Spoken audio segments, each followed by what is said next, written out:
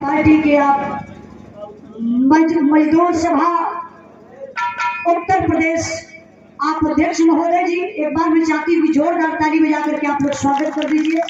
अध्यक्ष जी